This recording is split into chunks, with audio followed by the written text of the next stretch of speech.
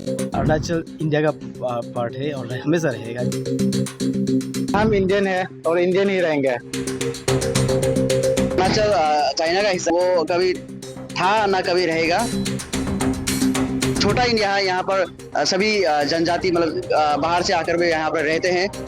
कि अरुणाचल प्रदेश हमारा इलाका है, हम भारत से ले लेंगे। अरुणाचल प्रदेश के लोगों ने खड़े होकर चाइना के मुंह पर थप्पड़ मारा है, चाइना को एक पैगाम पहुंचाया है। अरुणाचल प्रदेश के लोगों ने बोला है कि हम इंडियन थे, हैं और रहेंगे। We are Indians and we will remain Indians. ये पैगाम पहुंचाया है स्पेशल चाइना के लिए। कश्मीरियों ने बोल दिया कि हम इंडियंस हैं, अरुणाचल प्रदेश के लोगों ने बोल दिया हम इंडियंस हैं।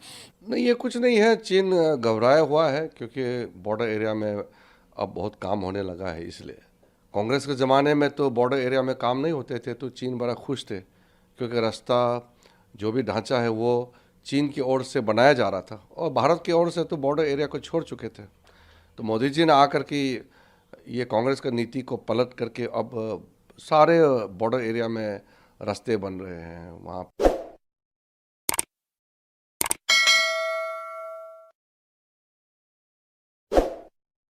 चाइना बोल रहा है कि अरुणाचल बोलो का पार्ट है, ऐसा नहीं है। अरुणाचल इंडिया का पार्ट है और हमेशा रहेगा। जय हिंद, जय भारत। चाइना क्लेम कर रहा है कि अरुणाचल चाइना का है, पर ऐसा कुछ भी नहीं है। अरुणाचल इंडिया का है और इंडिया का ही रहेगा, और हम इंडियन है और इंडियन ही रहेंगे।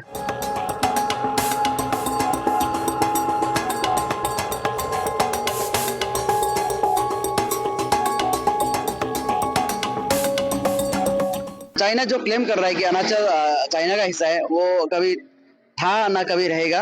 अरुणाचल इज ए इंडिया, छोटा इंडिया है, यहाँ पर सभी जनजाति मतलब बाहर से आकर भी यहाँ पर रहते हैं और मेनलैंड से भी आते हैं। यहाँ पर बहुत सारे लोग हैं जो यहाँ पर आके काम करते हैं, नौकरी भी कर रहे हैं। और ये अरुणाचल कभी चाइना का होगा नहीं। अरुणाचल इंडिया है और इंडिया ही रहेगा। चाइना बोल रहे कि अरुणाचल वो लोग का है, बट अरुणाचल हम लोग का ही है, इंडिया का ही, और हम लोग इंडियन ही रहेगा। पे बेसिक सुविधा 4G नेटवर्क पहुंच रहे हैं, स्कूल, वहाँ मेडिकल फैसिलिटीज़, गांव में पीने का पानी, बिजली सब पहुंच रहे हैं। तो अब बॉर्डर एरिया में इतना बड़ा काम हो रहे हैं, टनल बन रहे हैं, अब अरुणाचल में एयरपोर्ट बन गए हैं, रेलवे लाइन बन गए हैं। तो ये सब देख करके चीन भड़क गई हैं। तो हम तो चीन को खुश करने के लिए बॉर्डर एरिया को हम लोग अंधेरा में तो नहीं रख सकते हैं। मोदी जी ने शुरू से कहा कि उनका प्राथमिकता बॉर्डर एरिया है और नॉर्थ ईस्ट के पूरे स्टेट्स और ख़ास करके जो बॉर्डर एरिया हैं जिसको कांग्रेस ने छोड़ चुके हैं उसको फिर से मुख्य धारा में लाना है। तो ये काम बहुत तेज़ी से चल रही है, इसलिए चीन बहुत ही घबराया हुआ है, खफा है, भड़के हुए हैं। तो इसलिए वो जो नामकरण हो रहा है, तो नामकरण करने से क्या कोई बदल जाएगा क्या? मेरा जगह है, मेरा ज़मीन है, मेरा पहाड़ है, उसमें चीन कैसे आकर के नाम रखेगा?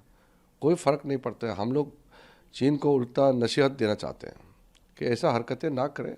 दो बड़े देश हैं और दो बड़े मुल्क आपस में अगर मिल के बैठेंगे तो अच्छा है और तालमेल में रहें तो ठीक है।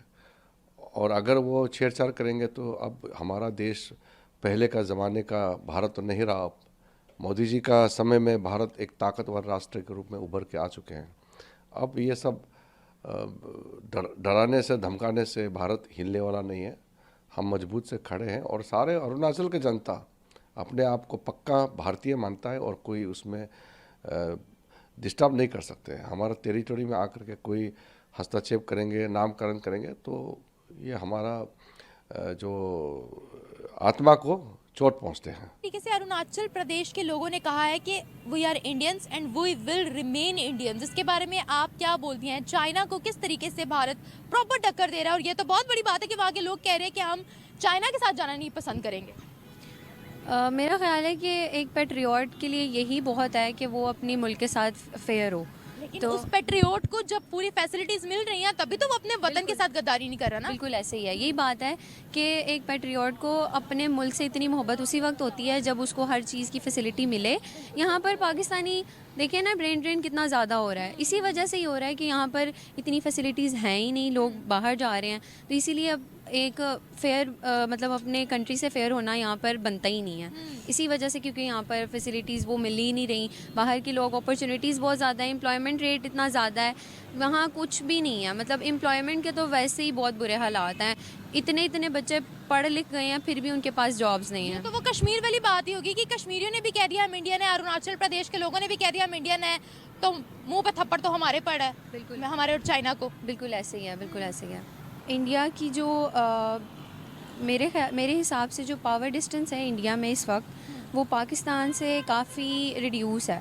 तो वहाँ पर मेरा नहीं ख्याल कि इस तरह से होता है कि जैसे अब पाकिस्तान में हर चीज़ किसी ना किसी के अंडर है, ठीक है, तो वहाँ पर हर चीज़ बिल्कुल आज़ाद है, हर कोई अपनी राय दे सकता है, ओपिनियन है।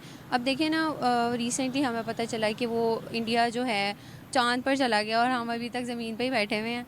और दूसरी बात ये कि यहाँ पर कोई भी ना ही बोलने की आज़ादी है, ना ही फ्रीडम ऑफ स्पीच है, ना ही हमें रहने की आज़ादी है। हम अपनी पॉलिटिकल पार्टी भी नहीं बना सकते। यानी अब जो हालात जा रहे हैं, पीटीआई के लोगों को उठाया जा रहा है, ये भी हर आर्टिकल के ख़िलाफ़ है, ठीक है, हर चीज़ तो यहाँ पर ऑपोजिट जा रही है, गला दबाया जा रहा है। बिल्कुल ऐसे ही है। आपको क्या लगता है?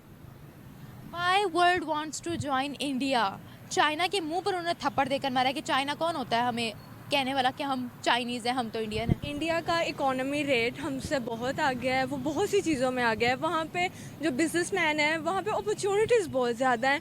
वहाँ पे लोग बिजनेसमैन आके इन्वेस्टमेंट करते हैं। यहाँ पे क्या है, यहाँ पे पाकिस्तान अपना कोई प्रोडक्ट बना ले, उसमें कोई ख़रीदेगा नहीं, क्योंकि उनको हम लोगों को पता है कि इसमें कोई ना कोई ख़राबी होगी। बेशक वो चीज़ ठीक भी है, इसलिए ना इन्वेस्टर्स इधर इन्वेस्ट करते हैं।